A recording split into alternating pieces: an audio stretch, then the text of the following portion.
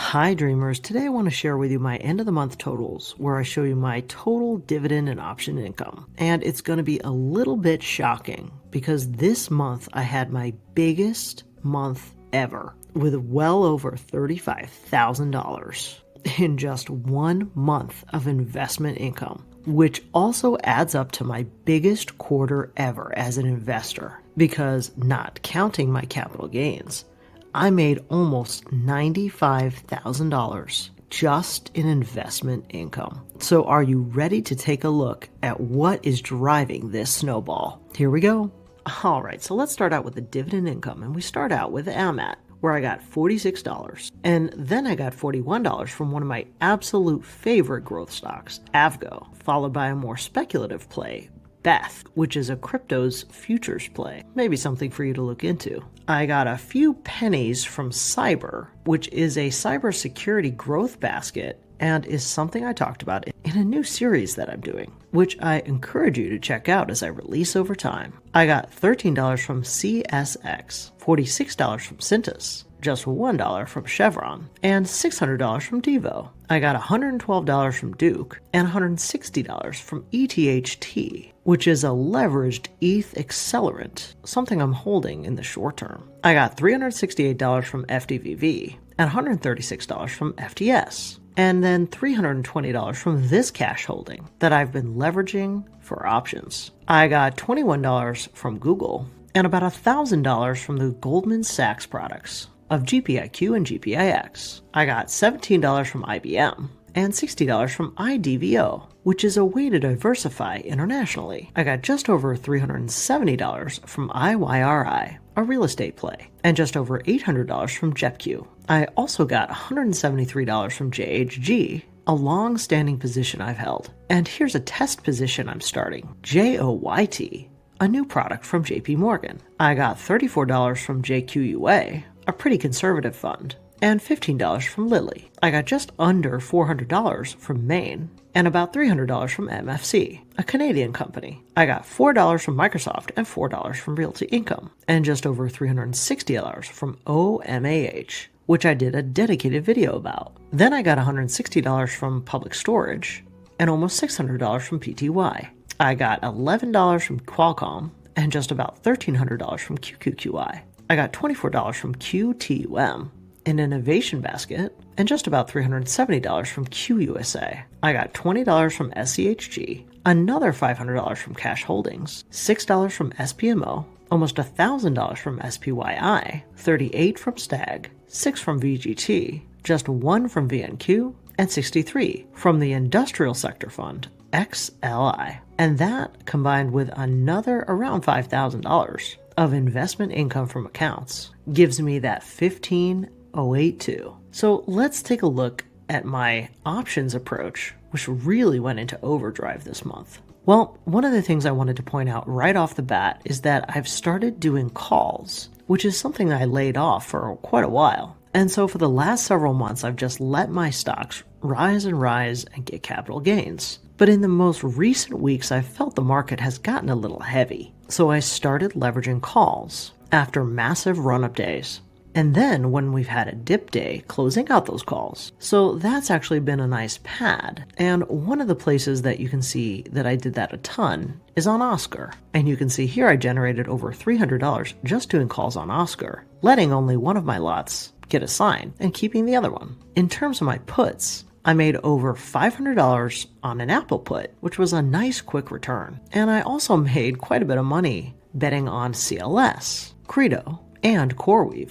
Another ticker I made quite a bit of money on was Micron, and also leveraging this ticker, MULL, which is the bull case from Micron. And so if I were to summarize the main things that added up to a huge month for me in options, I would say it's this. I started doing more covered calls, whereas in past months, I really stopped doing that in order to let my stock portfolio simply rise. I also did a ton of research this month and got very pointed about my picks and strategic bets. And quite frankly, that was a ton of effort, with me reading articles, looking at analyst reviews, and determining what I thought the stock might do around earnings. Another thing I've been doing quite a bit is trying to optimize my cash. And the way I've been doing that is often by closing at about 50 or 60% complete, especially when I see another opportunity with a bigger return coming my way. And that just has allowed me to flip that cash over and over and over instead of letting one option go all the way to completion. And another thing I've been doing to manage risk is picking a lower strike point but a longer time period,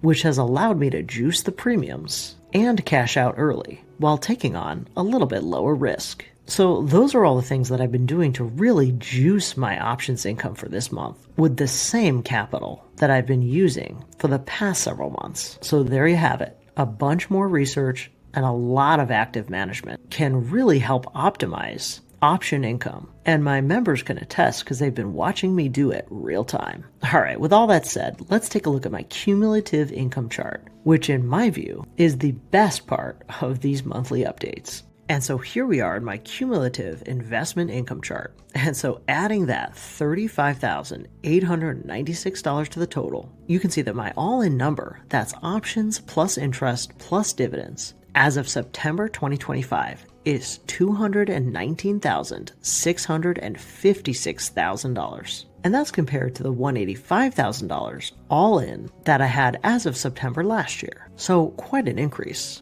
And I'm almost to the point where I was as of November of last year. And you can clearly see even just in the dividends, which is represented by the light green and the orange bars, where as of September of 2024, my dividends were $80,333. But as of September this year, they were $122,404. And again, I'll just remind you that this is amazing to me because every single month I withdraw. I put no money back in. I simply withdraw what I need to live on and try to make as much as I can to reinvest through options. And you can see the active management in terms of how this is scaling. And I'll leave you with one thing. You probably noticed I don't have any of the ultra high yield derivative ETFs. And I've covered a bunch of those in recent videos as to why I don't hold them. And the number one reason is NAV erosion or asset erosion. And so the last thing I wanted to leave you with is not only is this strategy producing results in terms of growing and scaling income, but it's also producing results in terms of growing my portfolio.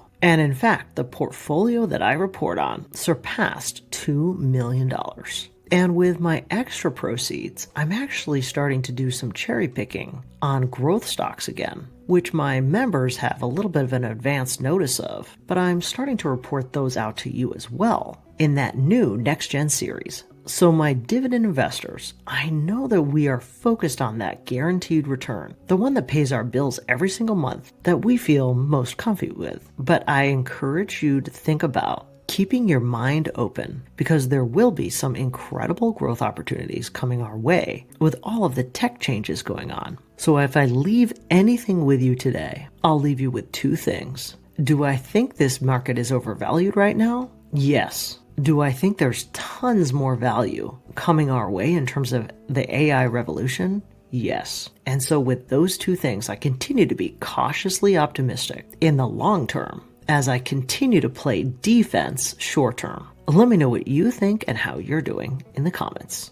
Well, that's it for today. I hope you enjoyed this dividend income update. And if you want a richer real-time experience with me, you can always follow me on Instagram or X. And if you're doing your own research using Seeking Alpha, feel free to find the link below to subscribe if you want, no pressure. As always, I encourage you to do your own research, then implement and learn by putting it into practice. And as a reminder, I'm not a financial advisor, so keep in mind these videos are for entertainment and inspiration only. I'll see you on the flip side.